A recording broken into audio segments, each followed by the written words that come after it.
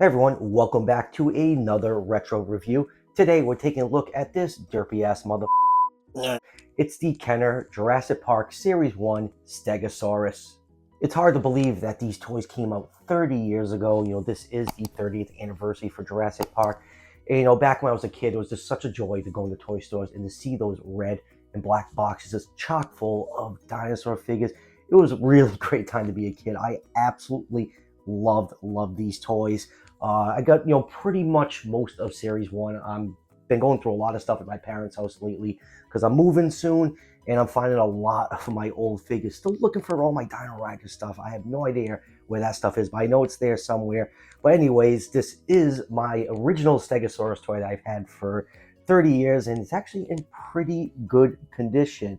So we're going to throw this thing up on the turntable and jump into this review. Now, the Stegosaurus was not featured in the first Jurassic Park movie. It had a prominent role in the Lost World.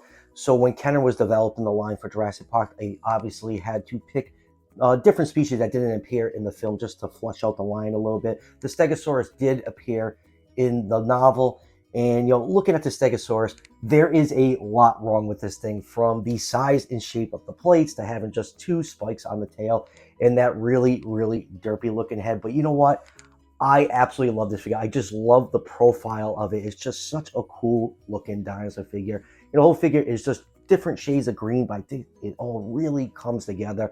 And it's one of the very few Jurassic Park dinosaurs that I still actually have the original Dino Damage piece for. It was a fun toy. I like taking it around all over the place with me. It's surprisingly still in pretty decent shape. I was never really rough with my toys. These Kenner figures are just essentially just big pieces of rubber, for that real feel dinosaur skin, which was a cool concept. The downside to that is, excessive paint wear, and those seams and joints you see on here do wear out, with some mild play. But you know what? These toys are just all-time classics in my eyes.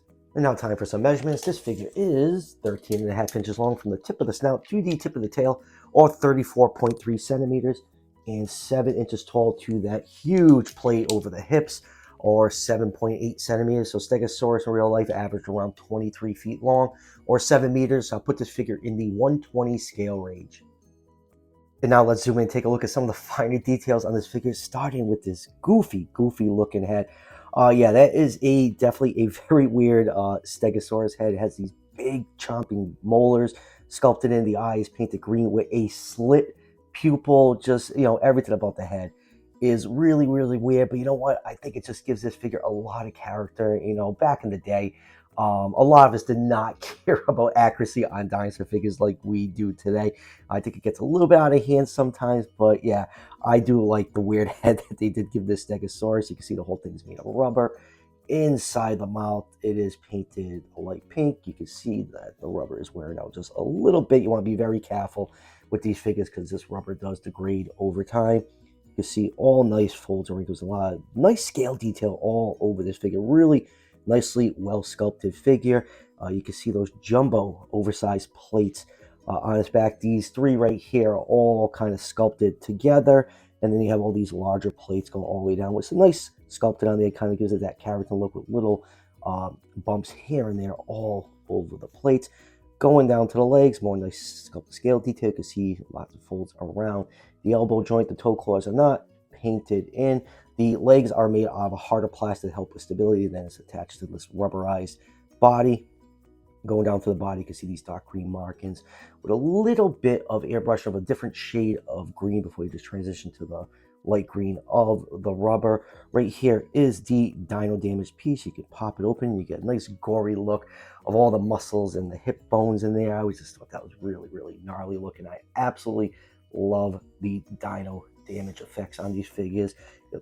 Pop that right back in. Like I said, it's one of the very few figures I had that still has this piece attached to it. Going down the legs, you can see the Jurassic Park tattoo that every figure in the line features. This one is number 7. And then going down to the tail, we have the 2 tail spikes at the end. Stegosaurus always had 4. Really weird how they sculpted this Stegosaurus. There was no concept art for a Stegosaurus in Jurassic Park, so kind of had to do this from scratch. And it is what it is. I know everything about it is wrong, but I do just absolutely love how this thing looks in profile. It just looks very imposing with those giant, oversized plates. Now, this figure does come with an action feature. It has tail whipping action. There's no mechanism or button to activate it. Essentially, what you need to do is just pull the tail back, and that's it. It's just, the momentum of the rubber snapping back into place is the action feature. It is strong enough to knock over smaller dinosaur figures and humans. Now, moving on with comparisons, here it is with Mattel's take on Stegosaurus. Definitely a much more, accurate looking animal. It makes you wonder if we're ever going to get an adult Hammond collection Stegosaurus. Mattel really, really needs to have another size class above those, $20 figures and the Rex, just to accommodate these larger species of dinosaurs. And next up, let's do some other Kenner Jurassic Park dinosaurs. First up, here it is with the young T-Rex. I'm most likely to be reviewing this one next on the channel. I found a bunch of these figures at my mom's house lately, so we do lots of reviews on these. Here it is with the Triceratops, and next up, here it is with the previously reviewed Utah Raptor. And next up, here it is with the OG Kenner Red Rex. And here it is with the 93 Classic Mattel Red Rex. And here it is with the rest of the 93 Classic line. I like how these newer figures mix well with the older Kenner figures, and I really hope Mattel does more retro figures because there's just so much nostalgia with these old Kenner figures. I just love to see more homages paid to them. So, final thoughts on the Kenner Jurassic Park Stegosaurus. It is a very ugly looking Stegosaurus. There's so much wrong with it. But you know what? I absolutely love this thing. I just love the look of the plates and just the green color scheme. It was one of my favorite toys in the line. I was growing up. I played with this one a lot, and it's just a classic toy, especially for us that grew up with Jurassic Park. We have a very, very deep love for the Kenner figures. Now, if you're trying to track down one of these figures and add it to your collection, they really don't go for a lot of money. You can find one without the dino damage piece for around $20-25. With the piece, probably between $40 and $50. So they're not outrageously priced for being such an old figure. So that will do it for the review. I have a bunch of new stuff coming in this week. I got the Holland Good Pentaceratops, a bunch of Hammond Collection stuff just shipped from Big Bad Toy Store. So lots and lots of new reviews coming up on the channel. So that will do it. As always, if you're enjoying the content on the channel, show your support by hitting that subscription button just below the video. Each subscription helps out the channel tremendously and is greatly appreciated. And I'll see you guys for the next one.